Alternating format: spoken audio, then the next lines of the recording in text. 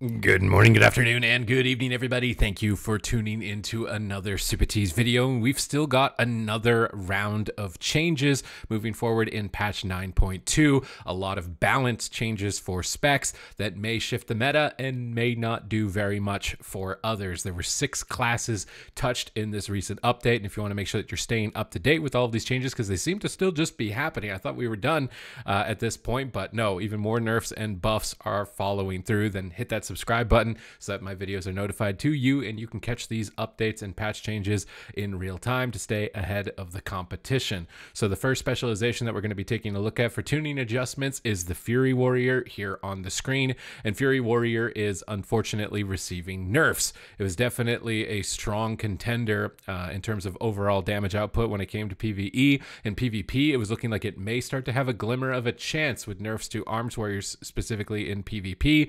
This change is a slight adjustment, probably going to hit them much harder in PvP than PvE, but also Necro Lord looking like a non-contender option with this change as well that was included. Your Raging Blow damage has been reduced by 5%. The duration of your Recklessness has been reduced by 1 second to 3 seconds on your set bonuses, and now the amount of rage to extend your Conqueror's banner has been increased to 30 for Fury Warriors, up from 20.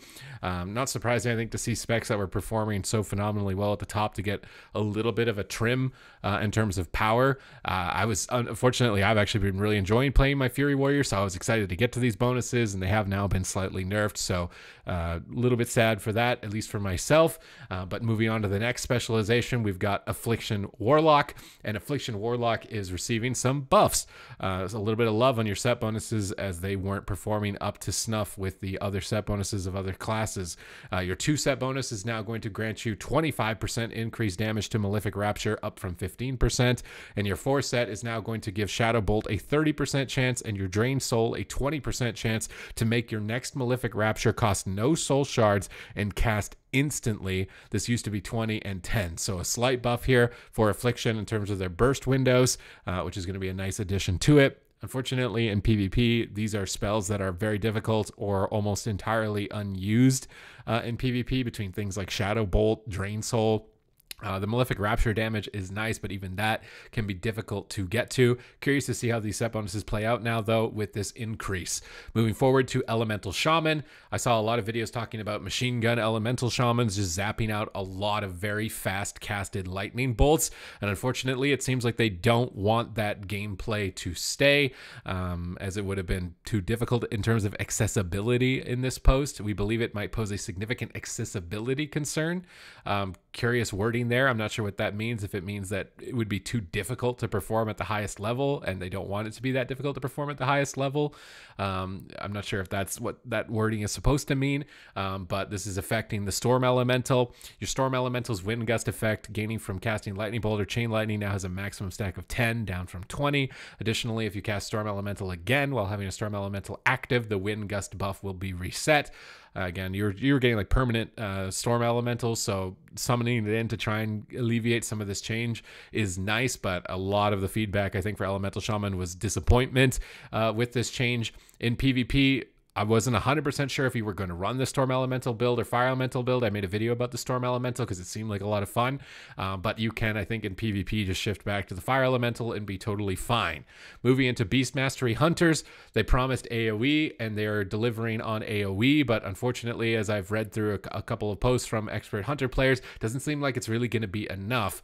But your 4 set bonus is now going to cause Kill Command critical hits to empower your next Cobra Shot or Multi-Shot, increasing the damage and cooldown reduction of Cobra Shot by 40%, or causing Multi-Shot to grant an additional 6 seconds of Beast Cleave.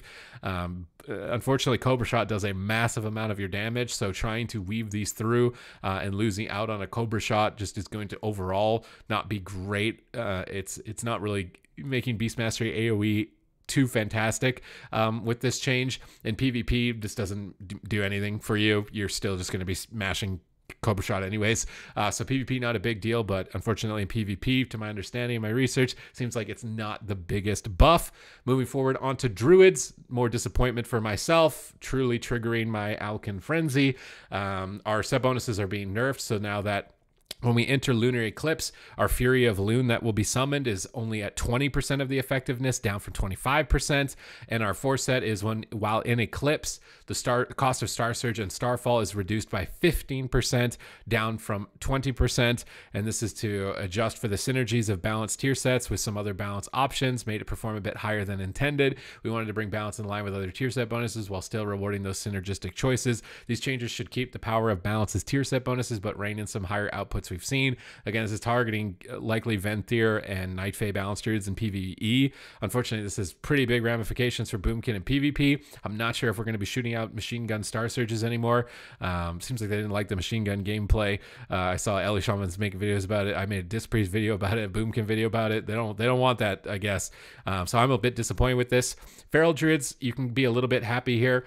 You're getting alleviated on that initial nerf that they did to your set bonuses. So now your 2 set is set bonus. Berserk's cooldown is now reduced by 0.7 seconds per combo point, was 0.5 seconds. And the bonus damage of your Sickle of the Lion is increased by 25%. So they're responding to the initial feedback. They were worried that the damage would actually be too high of a contender in single target as well as AoE. So they were really worried about that. That's why they nerfed it as much as they did. They're going back on some of that. Is it enough to really save Feral in PvE? Honestly, I'm uncertain, but I wouldn't have too much faith, having seen some other top-level Feral Druids posting about it. In PvP, you're pretty happy about this because it's just your set bonuses are a little bit stronger. They're already going to be pretty decent. Getting your Berserk desynced with other powerful cooldowns in PvP was going to be really awesome for you. So definitely a win for Feral Druids. Seems like all my specs are getting targeted here. Maybe I need to pick something else. I don't know if all my specs are just going to keep getting nerfed. Moving on to the Death Knight. Unholy Death Knights are going to be very happy with this one. You're getting a pretty significant damage increase. Your foreset is now going to be your minions deal 10% increased damage, up from 5%. And when Soul Reaper's secondary effect triggers, this bonus is increased to 50% for 8 seconds, up from 25%. And this is to try and focus in on the niche of Unholy being strong windows of single target burst or high value execute damage. And that wording right there, single target burst and high value execute damage, is phenomenal in PvP specifically. Unholy's been getting a lot of other buffs as well towards their grippy, slappy hands, Necro Lord Covenant. So they're going to have some strong potential here now with this change as well. And I'm very scared of Death Knights now, with 10% increased damage on their minions. Curious to see if that changes their talent options at all, if we see a return to any of their other pets that have kind of fallen off for a bit, and if their execute is going to be terrifying or not, because already in 9.2 we're seeing a lot of other specializations getting their opportunities to come up to the top, and now once they've moved on to getting these new set bonuses, the ones that have been buffed, unfortunately the ones that have been nerfed, still going to be an increase overall from not having them, but not as much of an increase as it was prior, is going to open up a lot of windows of opportunities for new specs to have a chance to shine in the game as a whole. And right now, Unholy Death Knight's looking stellar for PvP with this change. But that's it for my update here. If you'd like to follow me along live, I stream on twitch.tv/Supatease every day. I'm doing the 2400 challenge, which is getting 2400 arena rating on every class currently.